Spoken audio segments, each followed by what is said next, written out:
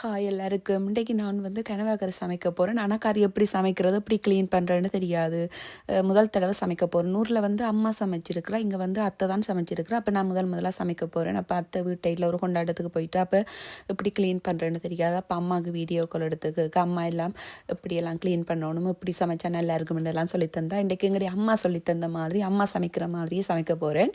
எண்ணெய் கொதிச்சு வந்த பிறகு கடுகு, வெந்தயம், சீரகம் எல்லாத்தையும் போட்டுட்டு அதோட வந்து வெங்காயம், பச்சை மிளகாய், கருவேப்பிலை, இஞ்சி உள்ளி இடித்து வச்சுனா அதையும் பதங்க விட்டுட்டு அதோட வந்து கொஞ்சம் உருளைக்கிழங்கு போட்டேன்னா உருளைக்கிழங்கு போட்ட முடிச்சுன்னா இன்னும் கொஞ்சம் நல்லா இருக்கும் கனவாய் கறிக்கு.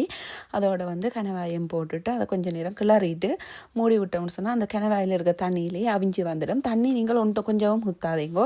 அதுக்கு பிறகு அவிஞ்சு வந்த பிறகு தூள் தேவையான அளவு உங்களோட உரைப்புக்கு ஏற்ற மாதிரி போடுங்க. உப்பும் போட்டுட்டு தனி மிளகாத்தூள் கொஞ்சம் போடணும் கலருக்காக. எல்லாத்தையும் போட்டு கலந்து விட்டுட்டு மூடி விடணும்.